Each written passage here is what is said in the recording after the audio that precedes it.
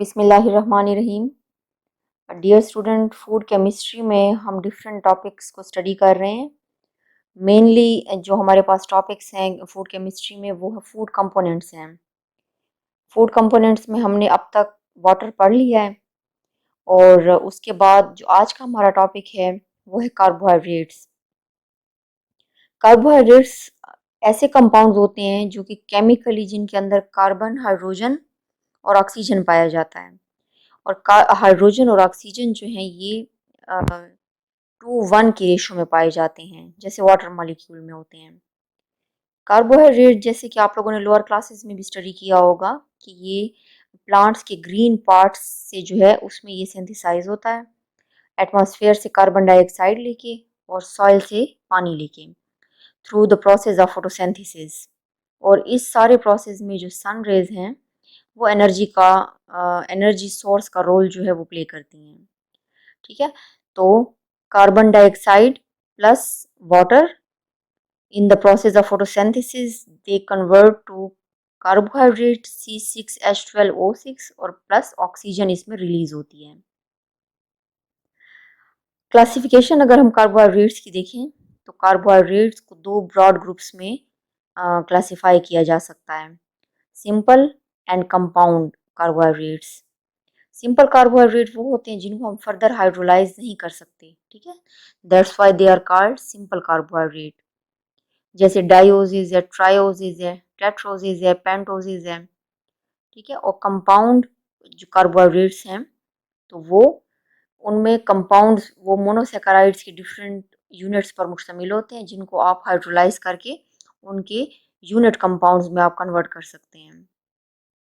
अगर हम डिटेल में स्टडी करें तो पहली क्लास सिंपल कार्बोहाइड्रेट, इसमें ये मोनोसेकेराइड्स और डाइसेकेराइड्स भी बेसिकली कंप्राइज्ड होते हैं।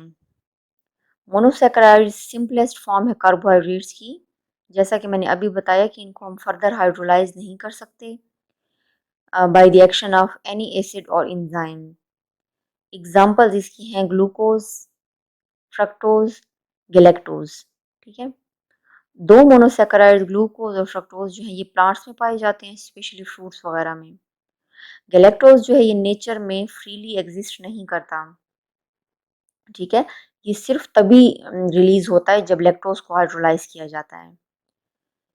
Disaccharides on the other hand ये ऐसे शुगर्स हैं जिनको जब दो मोनोसेकेराइड्स आपस में कंडेंस होते हैं और वाटर मॉलिक्यूल एक लॉज होता है बीच में, तब डाइसैकेराइड्स की फॉर्मेशन होती है। फॉर एग्जांपल लाइक सुक्रोज है, शुगर कैन से, बीट से हम लेते हैं और ये जो कॉमन हाउस होल्ड शुगर है हमारा, इसको सुक्रोज कहते हैं in the language of food chemistry, table sugar भी जिसे कहते हैं। इसके अलावा माल्टोज है, माल्ट शुगर जिसे कहते हैं, माल्टिंग के प्रोसेस से जो फॉर्म होता है। और इसके अलावा लैक्टोज है, मिल्क शुगर। ठीक है, स्पेसिफिक नाम है ये मिल्क शुगर का जिसे हम लैक्टोज कहते हैं। ये तमाम डाइसैकेराइड्स जब हाइड्रोलाइज होते हैं तो ये अपने कंपोनेंट माइक्रोसैकेराइड्स में कन्वर्ट हो जाते हैं, लाइक ग्लूकोज ग्लूकोज मिलकर माल्टोज प्लस वाटर की फॉर्मेशन करते हैं। Same as glucose plus fructose ये सुक्रोज प्लस वाटर की फॉर्मेशन करते हैं। ग्लूकोज प्लस गैलेक्टोज मिलकर लैक्टोज प्लस वाटर की फॉर्मेशन करते हैं। ठीक है, तो ये स्टार्ट में जो मैंने आपको बताया ग्लूकोज, फ्रक्टोज, गैलेक्टोज ये सारे मोनोसेकेराइड्स हैं, तो इनके दो यूनिट्स मिलकर फिर ये डाइसेकेराइड्स में कन्वर्ट हो जाते हैं। ठीक है, मोनोसेकेराइड्स और डाइसेकेराइड्स कोलेक्टिवली इनको हम शुगर्स कहते हैं। ये क्रिस्टलाइन वाइट कंपाउंड्स होते हैं जिनको वाटर में हम सॉल्व कर सकते हैं। और on the basis of sweetness अगर हम सुक्रोज को 100 यूनिट्स दें तो फ्रक्टोज, ग्लूकोज और गैलेक्टोज जो हैं ये 173, 74 एंड 32 यूनिट्स रिस्पेक्टिवली ये इस यूनिट पर फॉल करते हैं।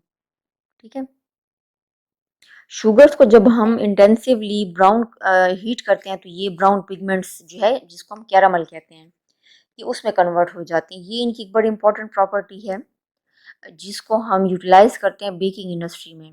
कैरामलाइजेशन और मेलार्ड रिएक्शन ये नेक्स्ट इंशाल्लाह टॉपिक्स को हम स्टडी करेंगे फूड केमिस्ट्री में। तो ये इम्पोर्टेंट प्रॉपर्टी है, ठीक है, जिसको इंडस्ट्रीज में जो है वो यूटिलाइज किया जाता है। कंपाउंड कार्बोहाइड्रेट्स जो हैं इसमें ओलिगो और पॉलीसैकेराइड्स आते हैं। ओलिगोसैकेराइड्स वो कार्बोहाइड्रेट होते हैं जब 3 से 7 मॉलिक्यूल्स मोनोसैकेराइड्स के आपस में कंडेंस होते हैं, तो ओलिगोसैकेराइड्स की फॉर्मेशन होती है। दो कॉमन ओलिगोसैकेराइड्स जो हैं वो लेग्यूम्स में पाए जाते हैं, ठीक है, लाइक रेफिनोज हो गया, स्टारकायोज हो गया, ठीक है। Polysaccharides on the other hand वो कंपाउंड कार्बोहाइड्रेट्स हैं जब ओलिगोसैकेराइड से ज़्यादा मोनोसैकेराइड्स आपस में कंडेंस हों।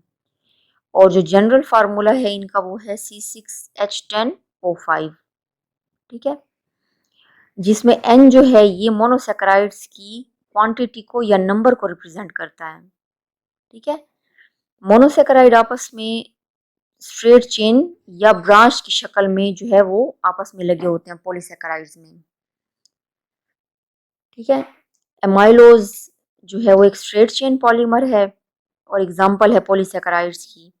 इसी तरह से एमाइलोपेक्टिन जो है ये ब्रांच फॉर्म में होता है, ठीक है, और ये मेजर कंपोनेंट है स्टार्च का जो कि सीरियल्स में, फ्रूट्स में, ट्यूबर्स वगैरह में पाए जाते हैं, ठीक है। स्टार्च को जब हम वाटर में हीट करते हैं तो ये एक बड़ी इंपॉर्टेंट इसकी प्रॉपर्टी है कि ये जेल फॉर्मेशन करता है, जो कि जिसको हम एक्सप्लॉइट करते हैं थिकनिंग ऑफ ग्रेवीज में, सूप्स में, सॉसेज में, बेकिंग ऑफ ब्रेड में, प्रोडक्शन ऑफ कस्टर्ड वगैरह में। आप लोगों ने घरों में देखा है कि सम टाइम जब कोई ग्रेवी या कोई सूप वगैरह हम बनाते हैं तो उसको गाढ़ा करने के लिए कॉर्नफ्लोर उसमें डाल देते हैं, तो यही सेम प्रॉपर्टी इसके अंदर होती है, ठीक है।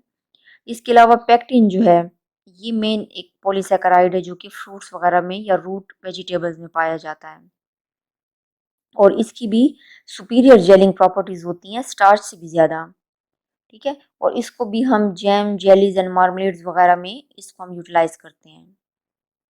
इसी तरह से अगर और अल्जीनेट्स जो है इसको हम सीवीड्स से एक्सट्रैक्ट करते हैं और ये भी जेल फॉर्मेशन में और gel as a gelling agents हम इनको यूज़ करते हैं।